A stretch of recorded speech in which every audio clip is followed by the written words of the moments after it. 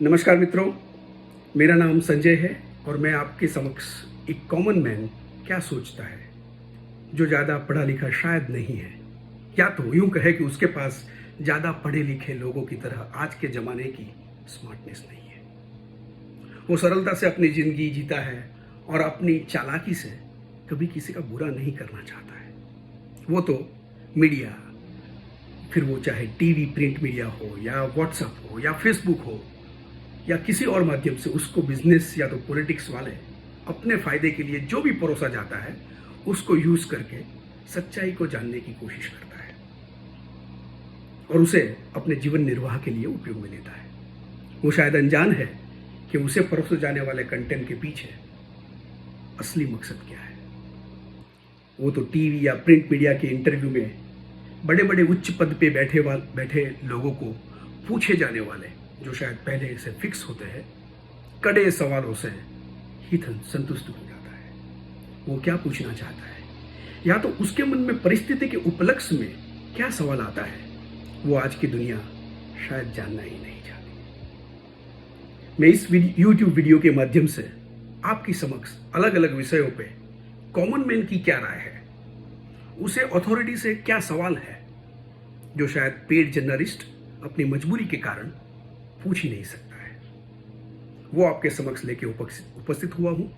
हो सकता है कि आपके मन में भी विभिन्न विषयों को लेकर शायद ऐसे ही सवाल आए या आते होंगे, या हो सकता है कि आपको मेरे द्वारा आपकी समक्ष रखे गए कई सवाल बेतुके लगे या बुद्धि विहीन लगे। मुझे आशा है कि सामान्य मानवी के ये सवाल आपको अभी नहीं तो कभी सोचने पे मजबूर जरूर करेंगे। आज का विषय मैंने चुना है नो टोबैको डे। मित्रों, कभी आपने सोचा है कि हमें नो टोबैको डे क्यों मनाना चाहिए? विश्व को टोबैको से होने वाले रोग और मृत्यु से बचाने के लिए WHO ने 1987 में एक रेजोल्यूशन पास किया और हर साल 31 मई को यह दिन मनाया जाता है। आपको बता दूं कि भारत में हर साल 1 मिलियन लोग टोबैको से मरते हैं, जो कि सभी प्रकार के डेथ में से 9.5% है। Smoking second largest risk factor of all deaths है। क्या आपने कभी सोचा है कि सरकार टोबैको का उपयोग रोकने के लिए और उससे होते हुए अनेक रोगों से अवगत कराने के लिए या तो लोगों को उससे बचाने के लिए कितने पैसे खर्च करती है? क्या आपके मन में ऐसे सवाल कभी आते हैं कि सरकार इतने प्रयत्न के बाद उसका आउटकम कितना मिलता है, वो जानता है कोई? क्या वाकई इतने सारे एफर्ट और पैसे खर्च करने के बाद रिजल्ट अच्छे मिल रहे हैं कि नहीं मिल रहे हैं? यूं तो सार्वजनिक जगहों पे स्मोकिंग पर बैन लगा हुआ है, सिनेमा में स्मोकिंग दिखाना वर्जित है या तो वो हानिकारक है, ऐसी इंफॉर्मेशन देना फर्जियात है। सरकारें कई बार बजट में टैक्स लगाकर और बढ़ाकर उसका यूज कम होगा ऐसी धारणा बनाती है या आशा करती है कि उससे लोग उसका उपयोग कम कर देंगे। क्या सरकार की यह जिम्मेदारी नहीं है कि जो नियम कानून बनाते हैं उसको एनालाइज करें? यदि कोई कारणसर बने हुए नियम कानून सोचे हुए रिजल्ट नहीं दे रहे हैं तो उसमें बदलाव लाए।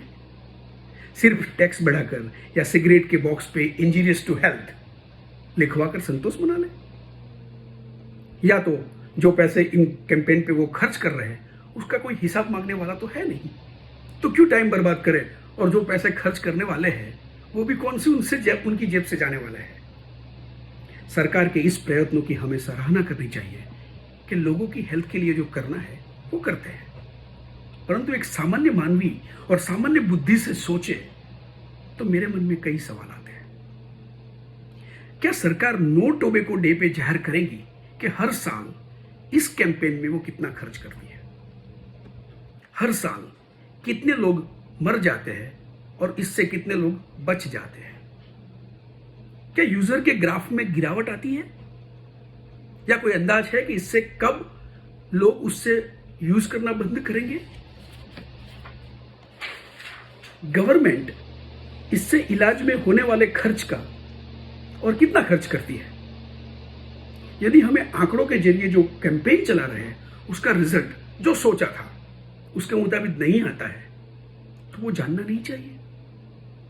यदि रिजल्ट चाहिए वो नहीं मिल पा रहा है तो इसकी स्ट्रेटेजी में बदलाव नहीं करना चाहिए। मित्रों, आपको याद होगा जब मेडिकल इंश्योरेंस कंपनी यदि आप टोबैको इस्तेमाल करते हैं तो कई शर्तें लगाती है। तो फिर जो लोग जानते हुए भी उसका सेवन करें और उससे होने वाले रोगों की वजह से सरकार के पास फ्री इलाज की आशा रखे, वो कहां का न्याय है।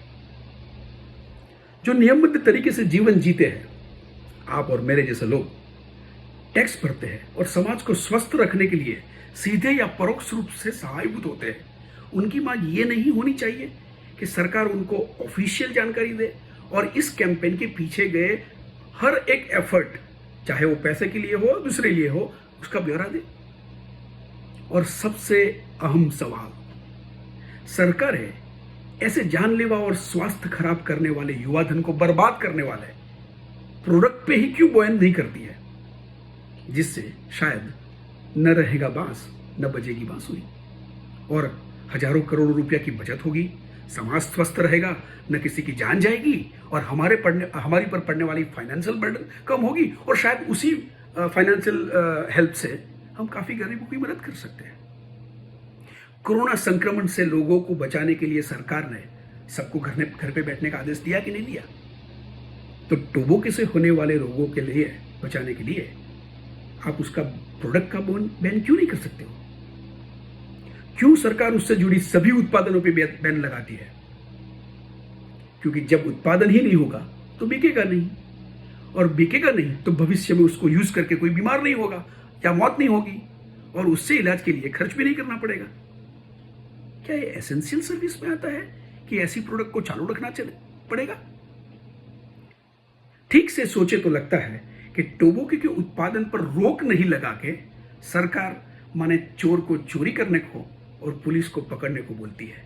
मतलब वो भी इस इश्यू का परमानेंट सॉल्यूशन चाहती नहीं है। क्या आपको नहीं लगता कि टोबैको प्रोडक्ट के प्रोडक्शन पे ही बैन करके इस इश्यू का कायमी सॉल्यूशन लाना चाहिए? जरा सोचिए। और ये प्रस्ताव आपको अच्छा लगे तो मैं आपसे गुजारिश करूंगा कि वीडियो कुछ और लोगों को भेजिए ताकि सरकार इस बात को एटलीस्ट सोचे तो सही। यदि आप ऐसे कोई विषय पे चर्चा चाहते हो तो कमेंट बॉक्स में जरूर लिखिए। मिलते हैं अगली बार एक नए विषय पे। आभार, नमस्कार।